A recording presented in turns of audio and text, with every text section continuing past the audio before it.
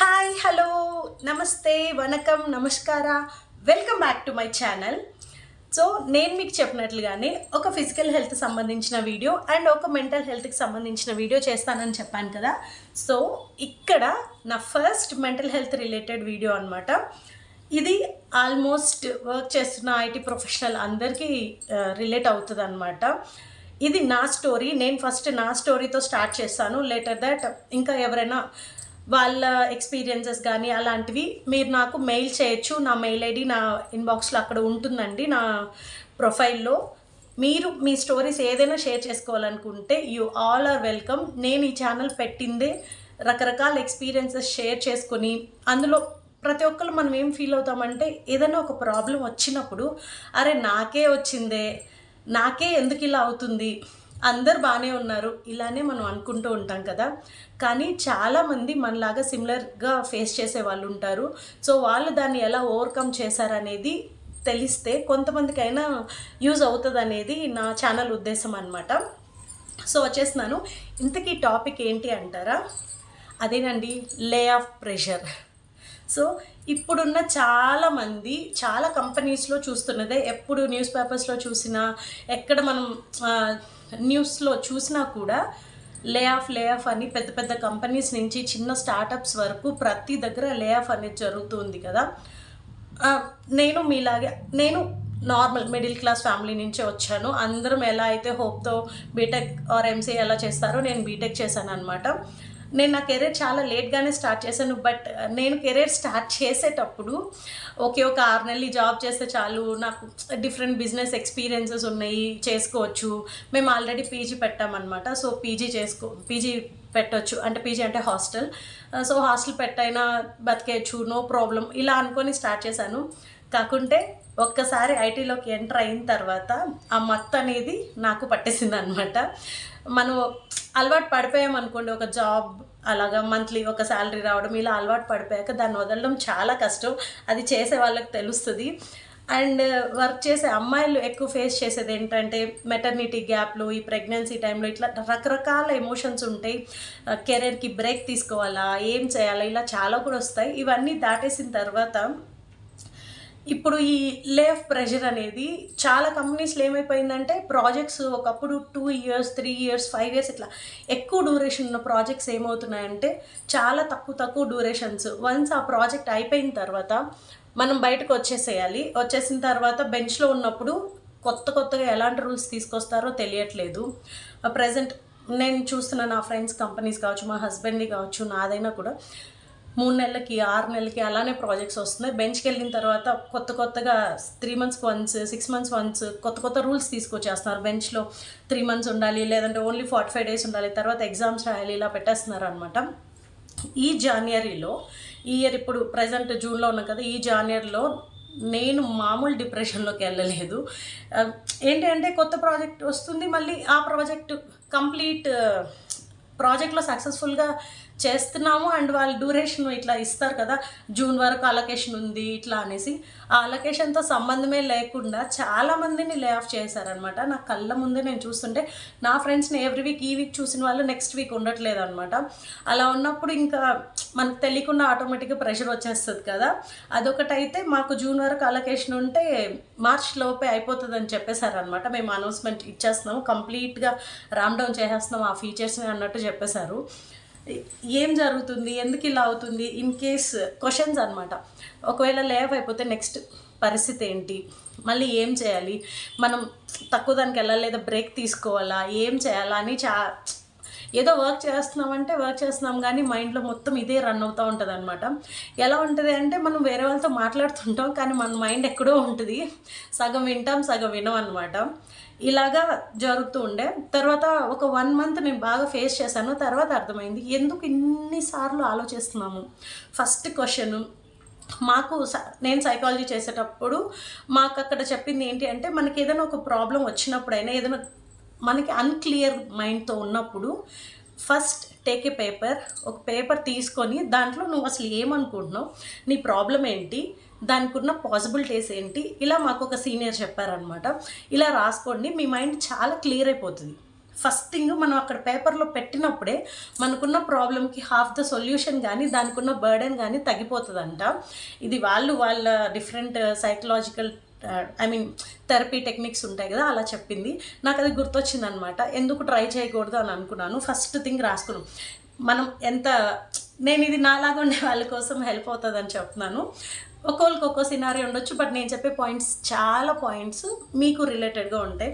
First thing, మన bank బ్యాలెన్స్లో నాకు తెలిసి ఈ బ్యాంక్ బ్యాలెన్స్ అనే కన్నా వాటిలో చాలా తక్కువే ఉంటుంది. నేనైతే హార్డ్లీ మంత్ అండ్ అవ్వగానే 10,000 20,000 మెయింటైన్ చేస్తుంటాం. మిగతావన్నీ రకరకాల ఇన్వెస్ట్మెంట్స్ ఇలా వెళ్ళిపోతాయి కదా, అలాగే రాసుకుంటాం. మన దగ్గర ఎంత ఇన్వెస్ట్మెంట్స్ ఉన్నాయి, అది ఎఫ్డీస్ కావచ్చు, మ్యూచువల్ ఫండ్స్ కావచ్చు, ఏదో ఒక రకంగా. ఓకే, సెకండ్ థింగ్, మన దగ్గర ఎంత గోల్డ్ ఉంది, ఇన్ కేస్ మనకు ఒకవేళ 3 నెలల్లో 6 నెలల్లో జాబ్ లేకపోతే పరిస్థితి ఏంటి, ఇవన్నీ క్వశ్చన్ మార్క్స్ రాసుకున్నాను అనమాట.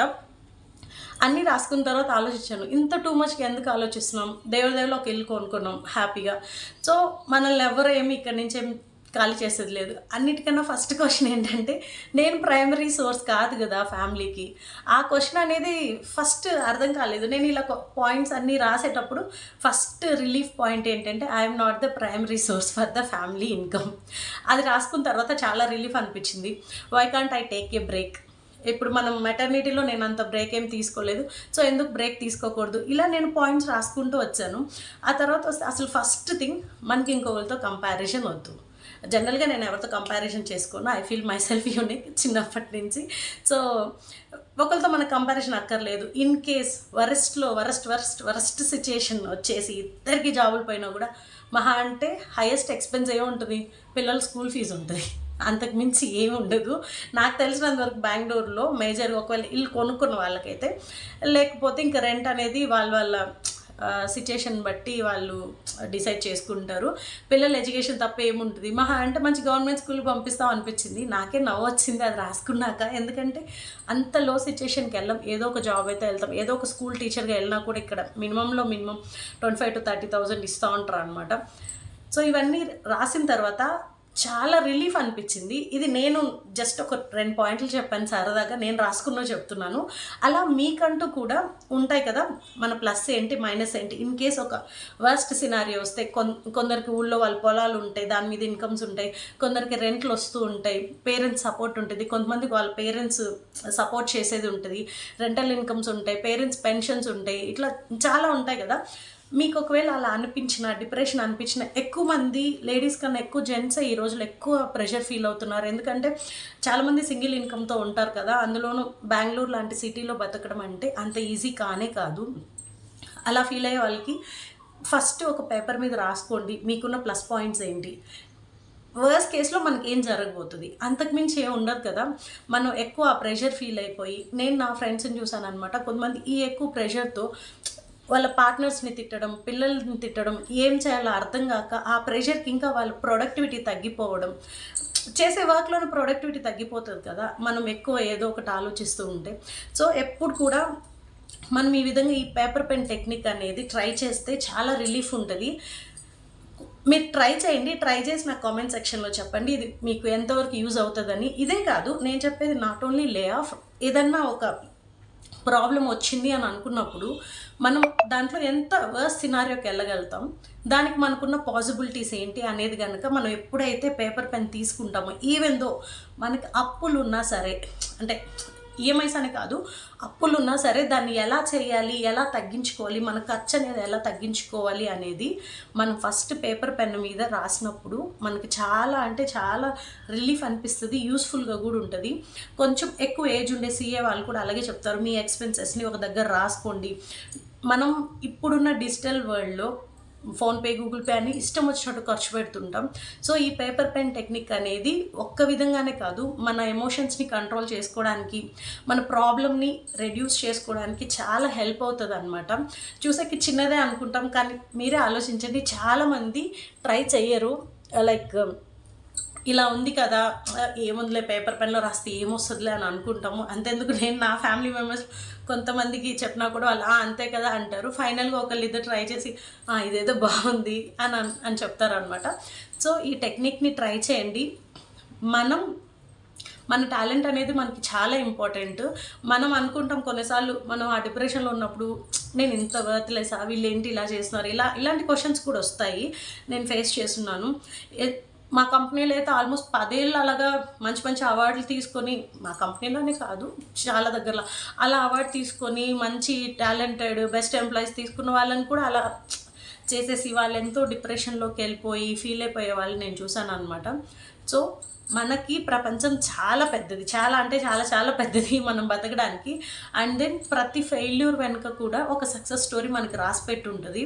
అప్పుడే ఆ సక్సెస్ స్టోరీ చెప్పేటప్పుడు మనకు కొన్ని మెమరీస్ అనేవి ఉంటాయన్నమాట. ఇలా నేను ఆ రోజు ఫేస్ చేశాను కదా, ఇలా స్ట్రగుల్ అయ్యాను కదా, ఒకవేళ అది జరగకపోయింటే మనకి ఈరోజు ఇది వచ్చిండదేమో అనేవి చాలామంది జరుగుతాయి. సో ఏం జరిగినా కూడా మైండ్ని ప్రిపేర్గా ఉంచుకోండి. ఇప్పుడున్న సిచ్యుయేషన్స్ అన్సర్టనిటీస్ గ్లోబల్ వైజ్ అలాగే ఉన్నాయన్నమాట. కాబట్టి మీరు ఆలోచించండి, మనకి ఎన్ని పాసిబిలిటీస్ ఉంటాయి, ఏం చెయ్యొచ్చు, మన దగ్గర ఉన్న ఆపర్చునిటీస్ ఏంటి, లేదా మనం ప్రిపేర్ అయ్యి ఇంకొక జాబా, ఇలాంటివన్నీ ఆలోచించవచ్చు. సో ఇలా నాలాగా లే ఆఫ్ ప్రెషర్ ఫీల్ అవుతున్న వాళ్ళకి ఈ టెక్నిక్ అనేది యూజ్ అవుతుందని నేను అనుకుంటున్నాను. సో దానికనే కాదు, ఏదైనా ఒక ప్రాబ్లమ్ని మనం రిజాల్వ్ చేయాలని అనుకున్నప్పుడు ఈ పేపర్ పెన్ టెక్నిక్ అనేది సైకలాజికలీ ప్రూవెన్ చాలా బాగా యూజ్ అవుతుంది అనమాట. సో ఈ వీడియో నచ్చినట్లయితే లైక్ చేయండి, అండ్ ఎవరికైనా ఇలాగా యూజ్ ఉంటే వాళ్ళకి షేర్ చేయండి. అండ్ నా ఈ కొత్త ఛానల్ని మీరు సపోర్ట్ చేయండి, సో దట్ కొంచెం సబ్స్క్రైబర్స్ వచ్చిన తర్వాత లైవ్ ఇంటరాక్షన్ అవుదాం, లైవ్లో మనం ఫేస్ చేద్దాం, రియల్ టైమ్ సినారియోస్ డిస్కస్ చేద్దాం. Thank you so much for watching my channel. Bye.